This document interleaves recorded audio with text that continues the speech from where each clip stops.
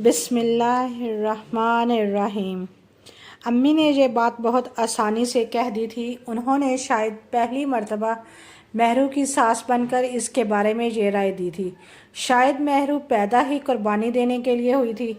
अरीबा और अम्मी के मिजाज में अगरचे बहुत फ़र्क था, मगर इस बात की तसल्ली थी कि घर की बात घर में ही रहेगी और रिश्ता तय हो जाएगा। फिर ताई जान की ख्वाहिश भी पूरी हो जाएगी। फिर वही हुआ, जब अम्मी ने महरू से बात की तो इस पर जो भी गुजरी, मगर वो राज़ी हो गई और भाई की तरफ से भी रजामंदी का इजहार कर दिया। अम्मी ने ताईजान के कानों में भी ये बात डाल दी थी और ताईजान ने भी रजामंदी का इजहार कर दिया था, मगर अरीबा ने लोहा गर्म देखकर ज़रब लगा दी कि वो भाई के हमरा शादी पर तब राज़ी होगी अगर वो महरू को छोड़ देंगे। वो समझती थी कि महरू की हैसियत अब हमारे घर के लिए महज नौकरानी सी रह गई है, जिसका बचपन से लेकर अब तक काम सबकी खिदमत करना और उन्हें राज़ी रखना है। ताईजान भी अरीबा की इस सोच से मुत्तफिक नहीं थी। अम्मी ने ताईजान को अरीबा को समझाने के लिए कहा, तुम फिक्र ना करो, ये उसकी वक्ती ज़िद है, वरना वो फरहान को बचपन से चाहती है। मैं इसे समझाऊंगी तो वो मान जाएगी। हाँ, आप इसे समझाइएगा कि महरू के वजूद से कभी किसी को तकलीफ़ नहीं पहुंची। वो अब भी अरीबा के लिए कोई मसला नहीं बनेगी। वो बहुत बड़े दिल की मालिक है। ताईजान भी अम्मी की बात से पूरी तरह मुत्तफिक थी, क्योंकि अब्बू और भाई दोनों ने अरीबा की ख्वाहिश को रद्द कर दिया था। आखिरकार अरीबा ने नीम रजामंदी का इजहार कर दिया। एक रोज़ अम्मी अंगूठी का नाप लेने ऊपर गईं तो बेडरूम से ताईजान और अरीबा की आवाज़ में उनकी समात से टकराई। अरे मेरी बच्ची, एक मर्तबा तुम्हारी फरहान से शादी हो जाए और तुम्हारी गोद भर जाए, फिर देखना कैसे मैं सब गिन गिन कर बदले लेती हूँ। सब मतलब परस्त और कमीने लोग हैं। इन्हें पहले तुम नज़र नहीं आ रही थी कि इस महरू नाम की किसी कमीन ख़ानदान की लड़की को बहू बनाया। अब तुम फरहान को मुट्ठी में रखना और मेरे कहे पर अमल करना। पूरे घर की मालकन फिर तुम बन जाओगी और तुम्हारी सास और महरू को उनकी औकात में रखने के गुर मैं तुम्हें सिखाऊंगी। अम्मी, मैं महरू को दिल से अपनी सौतन बर्दाश्त नहीं कर रही। ये सोचकर दिल को तसल्ली देती हूँ कि तमाम उम्र के लिए एक नौकरानी मिल जाएगी, जो कम से कम बूढ़े सास और ससुर को तो संभाल लेगी ना। आपको तो पता है मैं अपनी मर्ज़ी से आज़ादाना ज़िंदगी गुजारने वाले लोगों में से हूँ। हाँ, मगर फरहान पर अपनी गिरफ्त ज़रूर कायम रखूँगी, तभी बाकियों से मैं बदले ले सकती हूँ। ये कहकर अरीबा जूं ही कमरे से बाहर आई तो सामने अम्मी को देखकर हैरान रह गई। अम्मी पर दोनों माँ बेटी का ये रूप पहली मर्तबा जाहिर हुआ था। अम्मी समझती थी कि ताईजान ज़बान की तल्ख हैं लेकिन दिल की बुरी नहीं, मगर यहाँ तो मामला ही उलट निकला। अम्मी की आंखें आंसुओं से भर गईं। वो नीचे आई तो शदीद दुख की कैफियत में थी। वो महरू को पड़ोस में जाने का कहकर खाला फाखरा के घर चली गईं, जो हमारे घर से 3 घर छोड़कर रहती थी। अम्मी से अच्छी खासी दोस्ती थी और काफ़ी समझदार खातून थी। अम्मी ने जब सारी बात उन्हें बताई तो उन्होंने नया इंकशाफ किया कि उन्हें एक तकरीब में कोई साल भर पहले हमारी पुरानी मुलाजमा रज़िया बानो मिली थी और फर्दन फर्दन खाला फाखरा से सबका हाल अहवाल पूछा और साथ इस दुख का भी इजहार किया कि ताईजान ने ज़बरदस्ती उसे घर से निकाल दिया था, कि इस पर इन्हें कोई एतबार नहीं है और आइंदा अपनी शक्ल कभी ना दिखाने का कहा था, और दीगर भी कई नाकाबिले बर्दाश्त इल्ज़ामात लगाए थे। अम्मी इनकी बात सुनकर हैरान रह गईं, जबकि ताईजान ने कहा था कि मुलाजमा बेटी के बीमार हो जाने की वजह से चली गई है, और जब वो बुलाने गई तो उसने हमारे घर में मज़ीद काम करने से इनकार कर दिया कि आप किसी और का इंतज़ाम कर लें। उसे बेटी की देखभाल और इलाज से फुर्सत नहीं है। अम्मी का हैरत से मुंह खुला रह गया। तो क्या आपा को महरू में वाक़या होने वाली इस तब्दीली का इल्म था? इसी वजह से उन्होंने मुलाजमा को भी बहाने से फारिग कर दिया था। अम्मी ने पुरशिकवा निगाहों से फाखरा खाला को देखा। तो आप ये बात आज मुझे बता रही हैं? देखो शगुफ्ता, मैंने इसलिए तुम्हें नहीं बताया कि इससे तुम्हारे दरमियान फासले पैदा ना हो जाए। आज तुमने इन माँ बेटी की जहनीत का इजहार मेरे सामने किया है तो मैंने ये तुम्हें बता दिया कि ये कभी भी तुम्हारी हमदर्द न थी और ना कभी होंगी। अम्मी जब घर वापस आई तो फटी आंखों से अपनी फरिश्ता सिफ्त اور خدمت گزار بہو کو دیکھتی رہیں، جس نے اس گھر سے اس کے رشتوں سے وفاداری کرنے میں کوئی کسر نہ چھوڑی تھی۔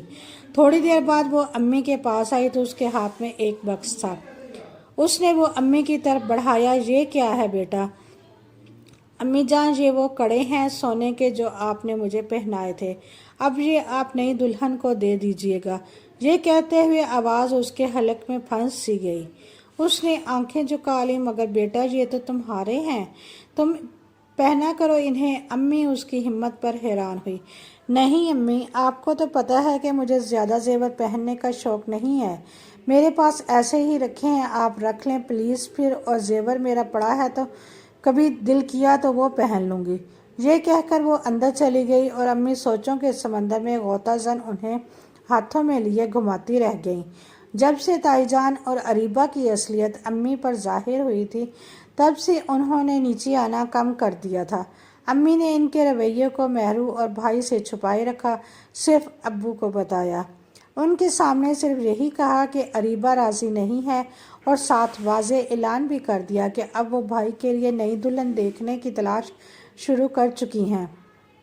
امی نے مہرو کو ہر طرح سے تحفظ کا یقین دلانے کی کوشش کی کہ اس کے حقوق پر کوئی حرف نہیں آئے گا، اور وہ یہ قدم انتہائی مجبوری میں اٹھا رہی ہیں۔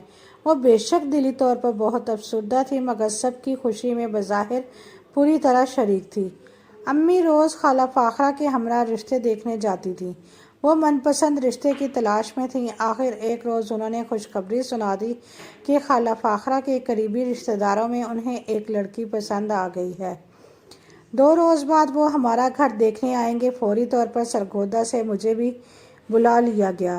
پہلے دن گھر میں صفائی ستھرائی کا کام مکمل کیا گیا۔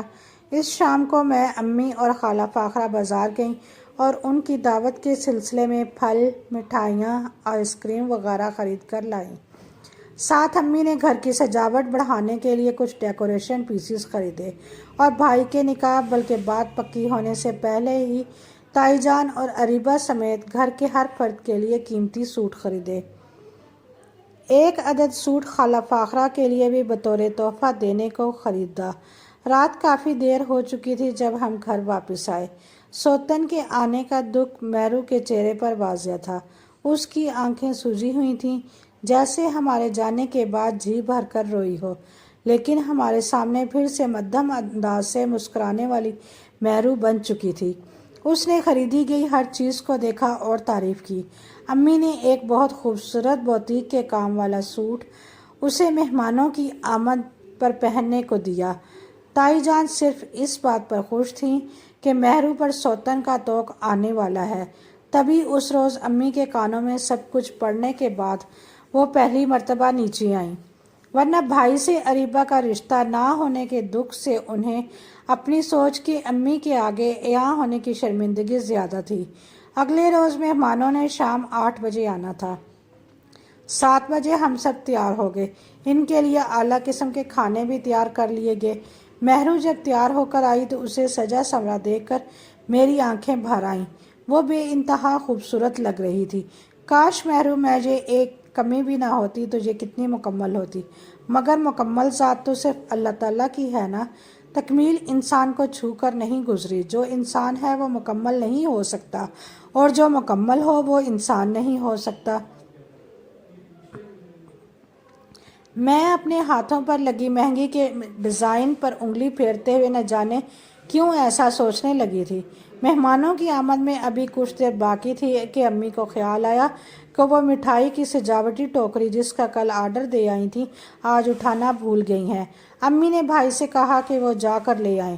گھر واپس جاتے ہوئے وہ مہمانوں کو بطور تحفہ پیش کرنی ہے، مگر بھائی نے جانے سے انکار کر دیا اور ساتھ اپنے ملازم کو بھیج دیا، جس سے وہ ڈرائیور کا کام بھی لیتے تھے۔ ابو اور خالہ فاخرہ بھی ساتھ چلے گئے، اور ساتھ میں وہ کہہ گئے کہ وہ جلدی آ جائیں گے۔ اگر مہمان آ جائیں تو انہیں پورے احترام سے بٹھانا۔ ان کے جانے کے بعد مہرو نے فرحان کی طرف اشارہ کیا کہ میں ہی اسے حلیہ بدلنے کا کہہ دوں۔ باقی تو اس نے کسی کی نہیں مانی۔ میں نے جب اسے ہنس کر کہا کہ اپنا حلیہ بدل لو، پورے مجنوں لگ رہے ہو، تو میری بات سن کر وہ چیخ پڑا۔ کیا فرید تمہیں نہیں لگتا کہ مہرو کے ساتھ کتنا بڑا ظلم ہو رہا ہے؟ اس پر کیے گئے احسانات کا بدلہ اتارنے کے لیے اس سے کتنی بڑی قربانی لی جا رہی ہے۔ کیا ضروری ہے کہ میری دوسری شادی ہو؟ بے ترتیب بالوں اور بڑی ہوئی شیپ کے ساتھ فرحان بھائی واقعی افسردہ لگ رہے تھے۔ میں پیچھے ہٹ گئی۔ شاید ہم سب امی ابو کی مرضی اور خواہش کے آگے بے بس تھے۔ بھائی یہ کہہ کر اندر چلے گئے۔ مہرو کونے میں سر جھکائے خاموش کھڑی تھی۔ اس نے انگلیوں سے آنسو صاف کیے۔ کافی ٹائم گزر چکا تھا۔ میں نے ابو کا نمبر ملایا کہ وہ کہاں ہیں تو وہ بند تھا۔ فاخرہ خالہ اپنا سیل فون گھر رکھ گئی تھی۔ نہ مہمان آئے اور نہ ہی امی ابو۔ مجھے اور مہرو کو شدید پریشانی لاحق ہونے لگی۔ تائی جان ہمارے پاس نہ تھی، ورنہ وہ اپنی کڑوی کسیلی باتوں سے جلتی پر تیل کا کام ضرور کرتی۔ فرحان بھائی بھی اپنے کمرے میں چلے گئے تھے۔ وقت تیزی سے گزر رہا تھا۔ میرے دل کی دھڑکن تیز ہو گئی۔ جب 10 بجنے والے تھے تو میرے ضبط کا بندھن ٹوٹ گیا۔ مہرو پہلے ہی آنسو بہا رہی تھی۔ میں فوراً فرحان بھائی کے کمرے میں گئی۔ وہ لیٹے ہوئے تھے۔ میں نے انہیں جھنجھوڑا اور تقریباً چلاتے ہوئے بولی، بھائی اللہ کے لیے امی کا ابو کا پتہ کریں، تھوڑی دیر میں آنے کا کہہ گئے تھے، 3 گھنٹے ہونے کو آئے ہیں۔ آپ کے ملازم کو گاڑی ٹھیک سے چلانی آتی ہے نا؟ میرے اندر شکوک و شبہات جنم لینے لگے۔ الٹے سیدھے وہم نہ پالو۔ جب امی اور فاخرہ خالہ ساتھ ہوں تو انہیں وقت گزرنے کا احساس ہی نہیں ہوتا۔ کیسی بات کر رہے ہو آپ؟ فرحان امی تو ایسی تو نہیں تھیں کہ اس صورتحال میں جب کہ مہمانوں نے بھی آنا تھا وہ گھر سے باہر آتی۔ ان کے نمبرز بھی بند ہیں۔ کم سے کم وہ فون کر کے یہ تو پوچھ سکتے تھے کہ مہمان آئے کہ نہیں۔ فرحان میرا دل ڈوب رہا ہے، اللہ کرے وہ خیریت سے ہوں۔ یہ کہہ کر مہرو دوپٹہ منہ پر رکھ کر رونے لگی۔ تم فکر نہ کرو، میں جانتا ہوں ان کے پیچھے۔ اگر وہ گھر واپس آئیں تو میرے نمبر پر کال کر کے مجھے بتا دینا۔ جب ہم لاؤنج میں بھائی کے پیچھے پہنچی تو تائی جان آئی بیٹھی تھی۔ شاید وہ ہمارا تماشا دیکھنے آئی تھیں۔ ہم دونوں جو کچھ دیر پہلے مکمل تیار تھیں اب بے حال کھڑی تھیں۔ بھائی ابھی گیٹ کی طرف بڑھنے ہی لگے تھے کہ باہر گاڑی رکنے کی آواز آئی۔ وہ سوالیہ نظروں سے ہمیں دیکھنے لگے۔ ابو اور فاخرہ خالہ گاڑی سے نکلے تو مبارکباد دیتے ہوئے آگے بڑھ گئے۔ ہم پتھر کے بنے کھڑے تھے۔ کچھ دیر بعد امی باہر آئیں تو ان کے بازوؤں میں ایک ننھا سا بچہ موجود تھا۔ وہ انہوں نے آگے بڑھ کر مہرو کی طرف بڑھایا۔ آج سے میری مہرو اس بچے کو پانے کے بعد مکمل ہو گئی ہے۔ مہرو نے اسے گود میں لیا تو فرحان بھائی آگے بڑھے۔ امی یہ سب کیا ہے؟ یہ بچہ کس کا ہے؟ فرحان یہ تمہارا بچہ ہے، ہمارا بچہ ہے۔ جس طرح کبھی مہرو کا دنیا میں کوئی نہیں رہا تھا، اس بچے کا بھی کوئی نہیں ہے۔ شاید یہ ہمارے لیے ہی دنیا میں آیا ہے۔ یہ مہرو کی گود میں پرورش پائے گا۔ تائی جان پھٹی پھٹی آنکھوں سے یہ منظر دیکھ رہی تھیں۔ اور وہ رشتہ دیکھنے کو آنے والے مہمان؟ میں نے دوسرے رخ پر سوچنا شروع کیا۔ بیٹا سرپرائز ایسے ہی تو دیے جاتے ہیں، اور یہ مہمان کسی سے کم ہے کیا، جس کی آمد نے کھڑے کھڑے تجھے پھپھو بنا دیا؟ اور اس کے آنے کے بعد میرا نہیں خیال کہ فرحان کو اب دوسری شادی کی ضرورت رہے گی۔ یہ فاخرہ خالہ کی اس بات پر سب ہنس دیے۔ مہرو اپنے ہونٹوں سے اس ننھے پھول کو مسلسل بوسے دے رہی تھی۔ آنکھیں آنسوؤں سے تر تھیں۔ ابو امی، میں آپ لوگوں کا ایک بھی احسان اتارنے کے قابل نہیں ہوں، اور اس احسان کو جو آپ نے آج مجھ پر کیا ہے، اگر مجھے اتارنے کی طاقت مل بھی جائے تو میں بھی پھر بھی نہ اتار سکوں گی۔ مہرو زبردستی آنکھوں کے ساتھ خوشی سے مسکرا بھی رہی تھی۔ یہ خوشی کے آنسو تھے، انمول خوشی کے۔ مہرو بیٹا، تم نے ہر مشکل گھڑی میں ہمارا ساتھ دیا۔ اگر تمہیں اس گھر میں لانے کا فیصلہ اللہ تعالیٰ نے ہمارے حق میں بہتر ثابت کیا تو انشاءاللہ یہ ننھا وجود بھی ہمارے لیے باعث رحمت و مغفرت ثابت ہوگا۔ اور خاص بات یہ ہے کہ یہ بچہ تمہاری گود میں پرورش پائے گا۔ ابو نے یہ کہہ کر محبت سے اس کے سر پر ہاتھ رکھا۔ فرحان بھائی آگے بڑھ کر ابو کے گلے لگ گئے۔